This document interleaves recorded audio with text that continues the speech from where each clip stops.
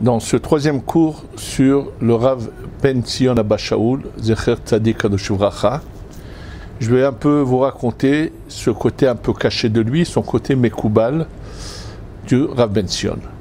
Je pense vous l'avoir dit dans un des shurim précédents que dans son cours qu'il donnait le Shabbat après-midi dans un Bet Knesset qui s'appelle Oel Rachel, où il enseignait le Sefer HaChinuch, quand il arrivait à la mitzvah de Limud de Torah, il disait « Sachez que mitzvah Limud Torah inclut tout le Pardes ». Ça veut dire Pshat Remez Drash Sod, c'était impératif, obligatoire d'étudier également le Sod.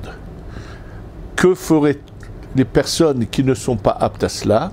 Alors bien sûr, la solution c'est qu'au moins d'avoir un livre de Zohar et de le lire dans l'ordre, tous les jours, chacun selon sa capacité, une page, 2 pages, 3 pages, et aller dans l'ordre jusqu'à faire le tour du Zohar.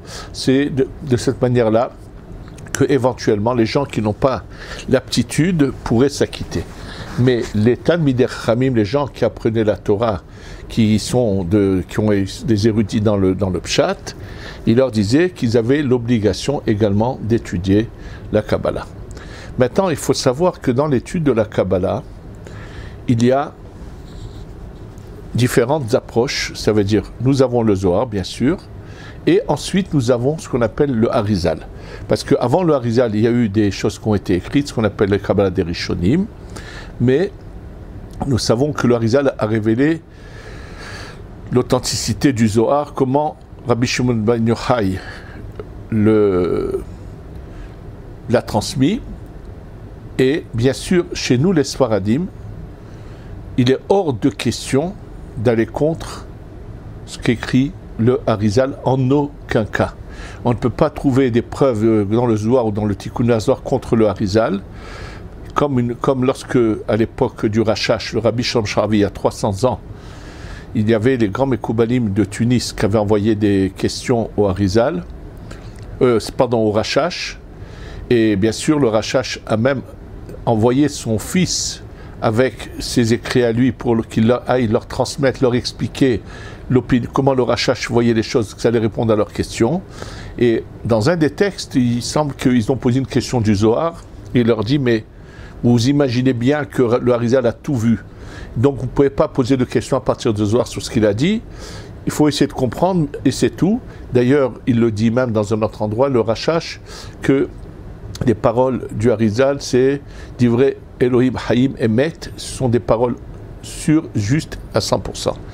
Et là, ce que je veux dire, c'est que par exemple, aussi bien le Gaon de Vilna qui a voulu, dans certains endroits, aller à l'encontre du Harizal, avec des preuves de Tikkun HaZohar, bon, il y a eu déjà des réponses, mais récemment encore, Baruch Hashem, ça a été expliqué de manière claire, qu'il n'y a aucune question, et que le Harizal, c'est une révélation.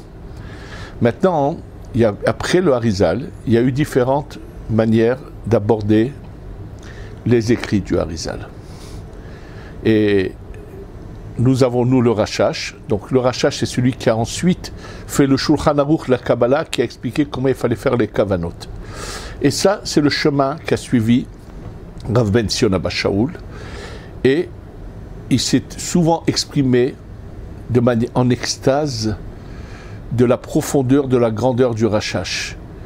Une fois, il l'a dit au Rav Azriel Mansour, qui était son élève, qui a un collègue qui s'appelle Shuvi Nafshi. Un jour, il était dans la yeshiva de Porat Yosef, il passe, il lui dit, dis-moi, le Rashash c'était un homme, c'était possible que ce soit qu'un homme et puisse aller si loin? Une fois, il lui a dit sur le Rashash, Amarti ahakema virechoka mimeni. C'est le verset qu'a dit le roi Shlomo HaMelech. Shlomo HaMelech a dit, lorsqu'il a voulu comprendre la paradouma qu'il n'a pas compris, il a dit Amarti ahakema, j'ai pensé que je pourrais arriver à la plus profondeur des choses, mais j'ai vu que c'était loin de moi, je n'arrivais pas. Et Rav Ben Sion Abba Shaul a dit la même chose sur le Rashash. Il faut savoir qu'il était totalement opposé à l'interprétation des écrits du Harizal selon Rabbi Moshe Chaim Lotzato le Ramchal.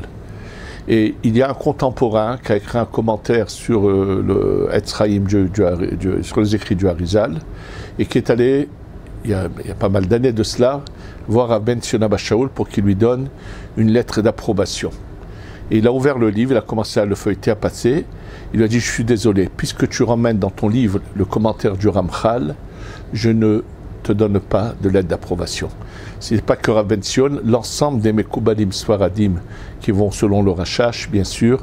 On ne parle pas du personnage. Rav Chaim Moshe Luzzatto était un très grand tzaddik, bien sûr, mais c'est son enseignement, étant donné qu'il ne correspond pas du tout aux enseignements du Rashash, donc on n'ouvre pas ces livres. Ça veut dire on ne les étudie pas du tout, surtout que c'est devenu une sorte de philosophie. Il n'y a pas que les Sfaradim, dans les grands Mekoubalim de la Chassidut, Komarna et Ziditchov, il écrit clairement, ils s'attaquent à un des livres du Ramchal qui a fait de la Kabbalah de la philosophie. Et de toutes les façons, il faut que vous sachiez une chose. Voilà, il y a ici un livre qu'a écrit l'élève de Rabbi Chaim Vital, qui s'appelait Rabbi Meir Papirash. Rabbi Meir Papirash, c'est lui qui a écrit une grande partie des écrits, qui a recopié les écrits de Rabbi Chaim Vital, c'était son élève. Dans ce livre qui s'appelle Or Tzadikim de Rabbi Meir Papirash, il écrit la phrase suivante. Yarhig me'od limud ha-philosophia mikol dalet amotav, qui est Zara. Il faut écarter de son chemin toute étude de philosophie. Il ne faut pas du tout toucher à cela, car elle est un feu étranger. Yesh Zara, c'est un feu étranger qui n'a rien à voir avec la Torah. Alors, c'est pas seulement, entre autres, je vous parle du Ramchal, où c'est devenu, il n'y a pas que cela, même dans d'autres approches de la Kabbalah, dans une certaine chassidoute, où on a commencé finalement à transformer ça en philosophie aussi, et ça, c'est complètement opposé, et ça, bien sûr, Rav Ben Sion n'était pas du tout d'accord. Je vais vous dire une chose de très importante. Dans la famille Abou Hatzera, celui qui est le plus connu dans ce domaine, c'est Rabbi Yaakov Abou Hatzera, le Abir Yaakov. Sachez que bien sûr, lui, il n'a jamais mentionné ou parlé des écrits du Ramchal. Il semble qu'ils ne les ont jamais touchés ou jamais vus. En tous les cas, il n'en parle jamais. Mais il lui est arrivé de parler d'un sujet.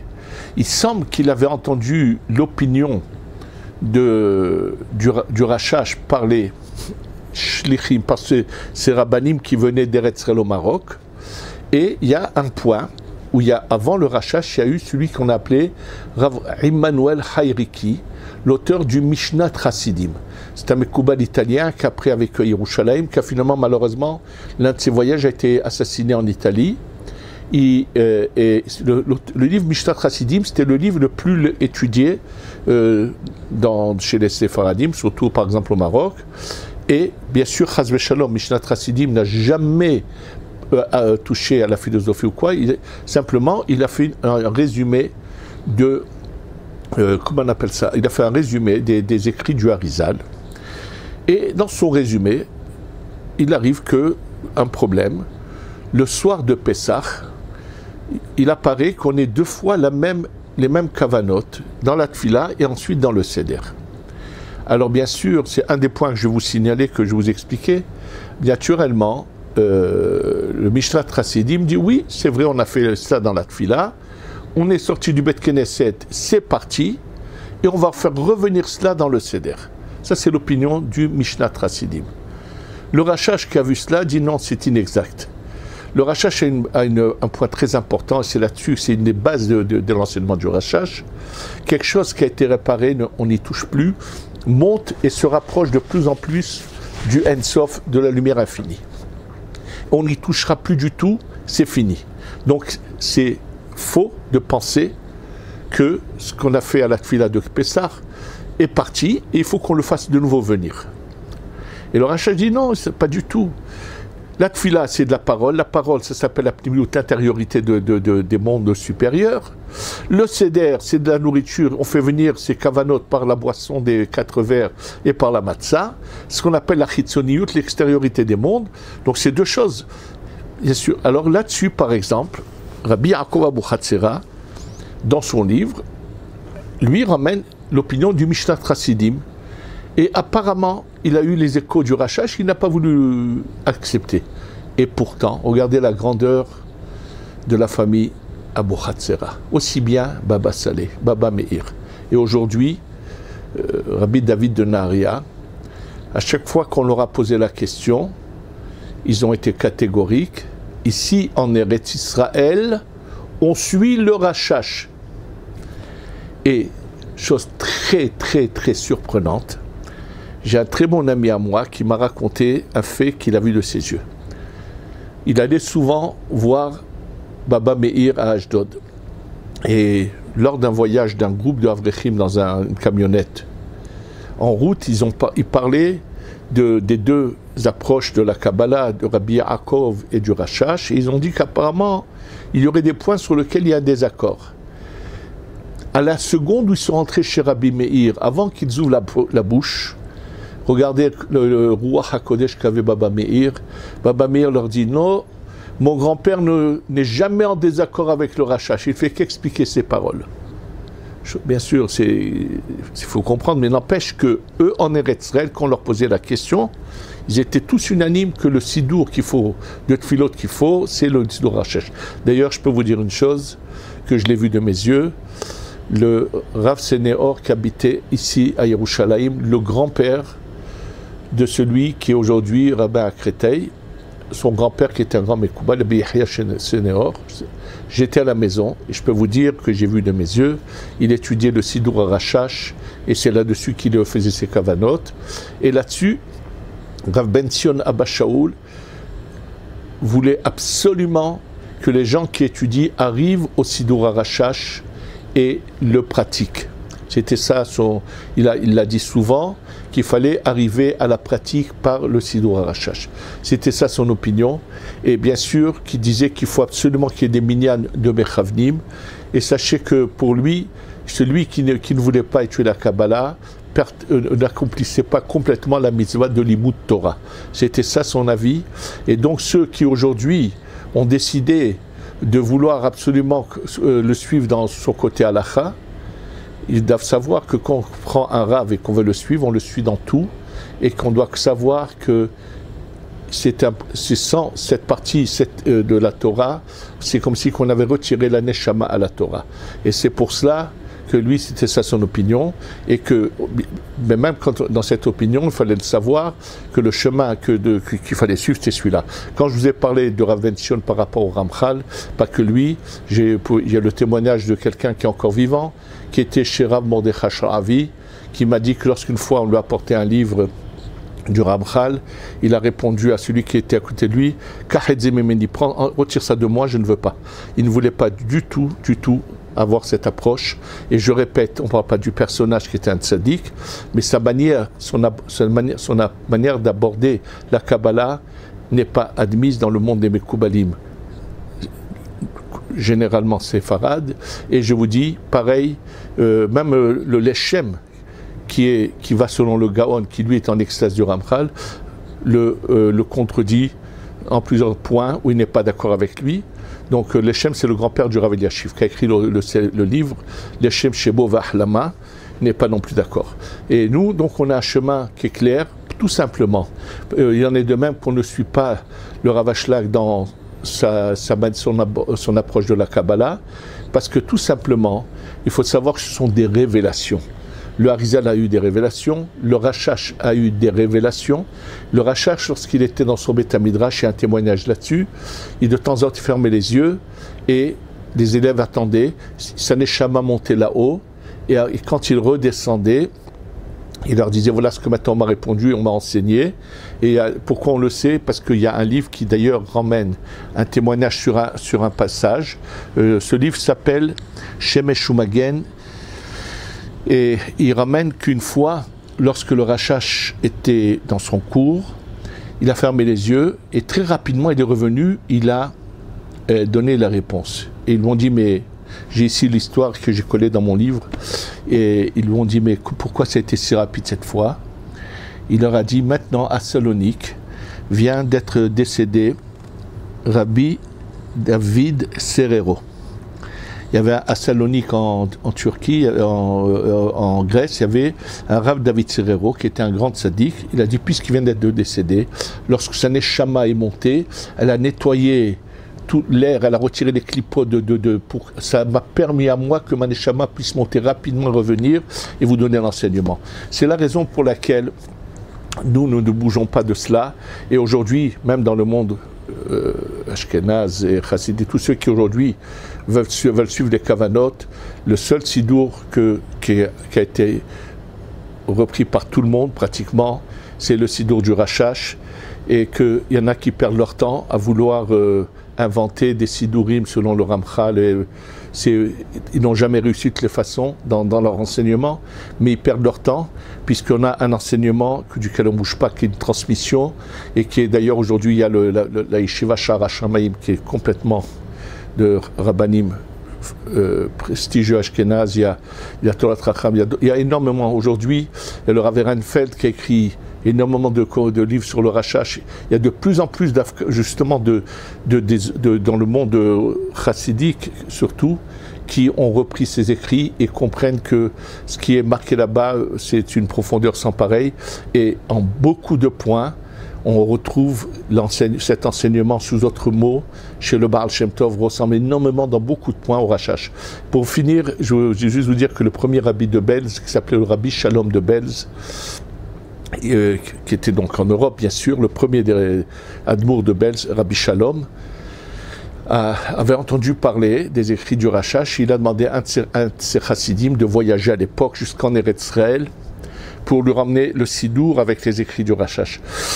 Ce chassid a voyagé et à son retour, Rabbi Shalom de Belz a su que son chassid allait bientôt venir. Il savait qu'il avait senti qu'il n'était pas loin. Il s'est habillé en tenue de Shabbat et sorti en dehors de la ville pour accueillir le sidour du Rashash avec ses écrits. Et après cela, il s'est enfermé pendant 3 jours. Et personne ne l'a vu pendant 3 jours. Et après 3 jours, il est sorti de cette pièce où il s'était enfermé et il a offert des brachot. Il a dit, il y avait beaucoup de choses que je voulais dire que je n'osais pas dire et que j'ai trouvé écrites dans les écrits du Rashash. Il a dit, le Rashash est Ben Gili, c'est-à-dire il est nos neshamot ont un lien. Il s'appelait d'ailleurs également, le Rashash s'appelle Rabbi Shalom Sharavi, et lui c'est le Rabbi Shalom de Belz le premier.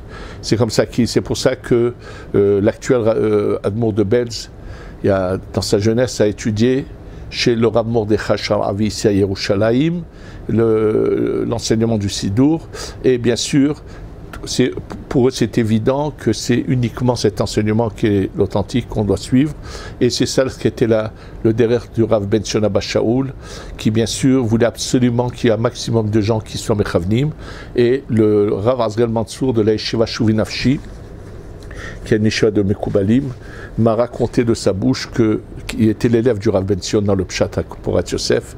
Et lorsqu'il a voulu ouvrir, le Rav Ben Sion Bas Shaul lui a dit, regarde, si tu prends 10 Mechavnim, 10 personnes qui vont étudier le Sidour et l'appliquer, moi, je te donne tout ce qu'il te faut pour entretenir ce kollel. Il lui a dit, Kvodarav, comment je peux prendre des personnes et leur donner le Sidour? Parce que pour arriver au Sidour, il faut d'abord apprendre à fond les écrits du Harizal. Ensuite, seulement arriver au Sha'ar HaKavanot, qui est comme le Shulchan Arour du Harizal. Et après, voir comment le Rashash l'a interprété. Et c'est après des années de labeur. Donc, il n'avait pas des personnes qui connaissaient les écrits du Harizal pour faire ça. Il lui a dit, non, moi, si tu as 10 Mechavnim, je les paye.